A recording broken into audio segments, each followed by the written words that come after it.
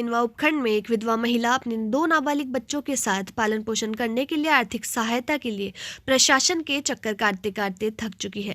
लेकिन प्रशासन और सरकार की ओर से इस विधवा महिला को कोई आर्थिक सहायता नहीं दी गई। वहीं अपने पति को खोने के बाद विधवा महिला की आर्थिक स्थिति इतनी कमजोर हो गई थी कि महिला को अपने 13 साल के मासूम बच्चे के अंतिम संस्कार के लिए भी लोगों के आगे हाथ फैलाने पड़े और उधार के पैसों से अपने बच्चे का अंतिम संस्कार करवाया। और कई बार आर्थिक सहायता के लिए महिला अधिकारियों के कार्यालय के चक्कर लगाती रही। मामला नेनवा तहसील पंचायत कोलाड़ा के रिठोड़ा गाँव का है।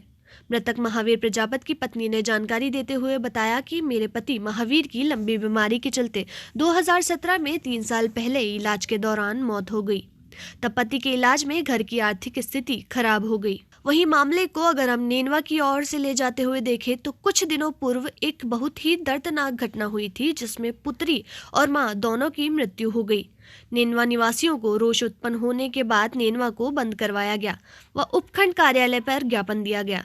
तभी प्रशासन ने शीघ्रता दिखाते हुए 1 लाख का मुख्यमंत्री सहायता चेक तुरंत दिया और मात्र 5 से 6 दिनों के अंदर हमारे विधायक माननीय अशोक जी चांदना वर्तमान खेल मंत्री ने मुख्यमंत्री सहायता कोष से 5 लाख की राशि और अनुदानित की। परिवार ने मंत्री जी को गुहार लगाते हुए सहायता के लिए निवेदन किया।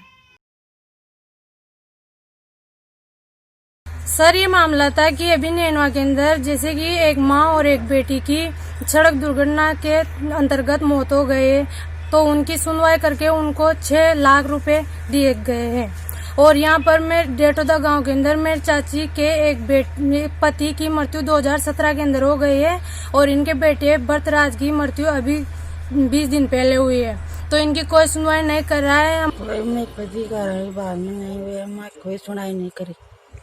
तो इस बारे में उच्च अधिकारियों को बताया आपने? हाँ, बताया, अधिकारियों ने बताया, कोई नहीं सुनाई नहीं करी।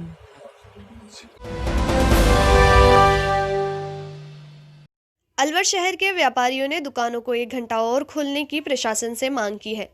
प्रशासन ने कोरोना वायरस को काबू में करने के लिए दुकानों को बंद करने का शाम को 7 बजे का समय निर्धारित किया हुआ है। साथ ही शहर में एक शनिवार का अवकाश पूरे शहर में घोषित कर रखा है। हनुमान बुर्ज एसोसिएशन के अध्यक्ष जितेंद्र ने बताया कि कोरोना महामारी ने वैसे ही व्यापारियों की कमर तोड़ रखी है और ऊपर से सावे भी समाप्त हो चुके हैं। ग्राहकों का आने का समय ज्यादातर शाम को होता है, लेकिन दुकानों का बंद करने का 7 बजे का निर्धारित समय होने के कारण दुकानदारों को काफी परेशानी उठानी पड़ रही है। उन्होंने प्रशासन से मांग की है कि दुकानों का 7 बजे का समय 1 घंटा और बढ़ाकर 8 बजे का कर दिया जाए, जिससे दुकानदारों को व्यापार करने में सहायता मिले। इन सब से क्या है, व्यवस्था ग्राहक की और दुकानदार की बिगड़ी हुई है।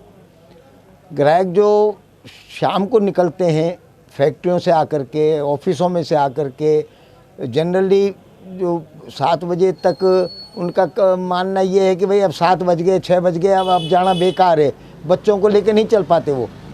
तो ये टाइम अगर 8 बजे का होगा, 7:30 जैसे पहले चलता था, 9 बजे से 7:30 बजे का सर्दियों में, गर्मियों में 8 बजे तक का था, वही टाइम इसको वापस ला दिया जाए 9 से 7:30 का, 8 बजे तक का, तो उससे क्या है, ग्राहक निकल के आएगा।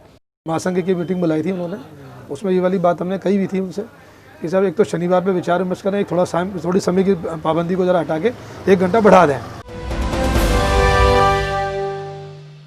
ग्राम पंचायत खारिया के सरपंच देवीलाल दादरवाल का जीलिया ग्राम पंचायत की ओर से अभिनंदन समारोह आयोजित किया।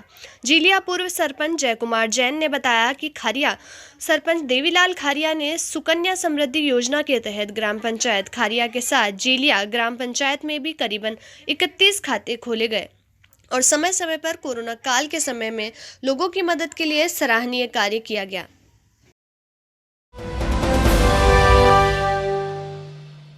उदयपुर जिले की जयसम्मन झील से ग्रामीण क्षेत्रों में प्यास बुझाने वाली लाइफलाइन जयसम्मन पेयजल योजना की देर रात योजना में कार्यरत कर्मचारियों के हड़ताल पर जाने के बाद जल सप्लाई पर विराम लग गया। क्षेत्र में जलापूर्ति पूरी तरह बाधित होने से कम 100 से अधिक गांवों में पेयजल का असर रहा।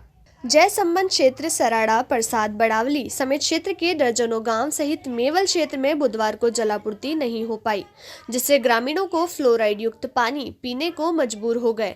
एक तरफ ग्रामीण पानी की समस्या से जूझते रहे, वहीं पाल पर स्थित पंप हाउस पर यूनियन के अध्यक्ष कालूराम मीणा की मौजूदगी में मजदूर हड़ताल पर डटे रहे, जबकि दूसरी तरफ मामले को लेकर शाम करीब 3:30 बजे तक विभाग के आला अधिकारी, ठेकेदार एवं प्रशासनिक अधिकारी मामले को जानकर भी नजरअंदाज करते बने। आज रात से जल परियोजना के सभी वर्कर्स हड़ताल पर हैं, जिनका अभी तो रात से लगाकर हड़ताल पर बैठे हुए कर्मचारी, लेकिन अधिकारी व ठेकेदार, प्रशासनिक कोई भी हमारे यहाँ पर आकर हमें हालचाल अभी तक पूछा भी नहीं, बस क्यों बैठे हो, किस लिए बैठे हो, इसका समस्या का समाधान करने के लिए कोई भी अधिकारी यहाँ पर नहीं आए। कुचामन शहर के सीकर रोड बाईपास पर स्थित न्यू मॉडर्न स्कूल के प्रांगण में 25 दिसंबर को पूर्व प्रधानमंत्री अटल बिहारी वाजपेयी की जयंती को धूमधाम से मनाने के लिए भाजपा नागौर देहात की ओर से आवश्यक बैठक का आयोजन किया गया।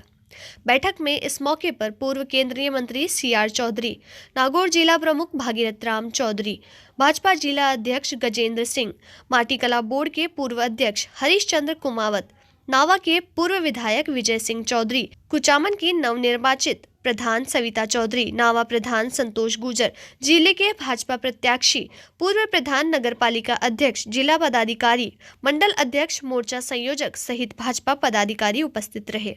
पार्टी के नेताओं ने आगामी निकाय चुनावों में भी ये सफलता जारी रखने के लिए कार्यकर्ताओं का उत्साहवर्धन किया। पूर्व केंद्रीय मंत्री CR चौधरी ने मीडिया से रूबरू होते हुए बताया कि इस बैठक का मुख्य उद्देश्य नवनिर्वाचित जनप्रतिनिधियों का आभार प्रकट करना है। यशस्वी पूर्व प्रधानमंत्री स्वर्गीय अटल बिहारी वाजपेयी की जयंती को धूमधाम से मनाने के लिए चर्चा तथा साथ ही किसान आंदोलन को लेकर जनता के बीच चल रही भ्रांतियों को दूर करने के लिए पार्टी पदाधिकारियों, कार्यकर्ताओं से गहनता के साथ चर्चा की। भारतीय जनता पार्टी के नागौर देहात की जो बैठक की जिले के पदाधिकारियों की, इस बैठक का उद्देश्य मुख्य रूप से कल, क्योंकि हमारे पूर्व प्रधानमंत्री स्वर्गीय अटल बिहारी वाजपेयी जी की जन्म जयंती है, उसकी तैयारी, उसके लिए लोगों के बीच में जाना, कार्यक्रम रखना, उनको सब जगह याद करना, ये एक उद्देश्य था।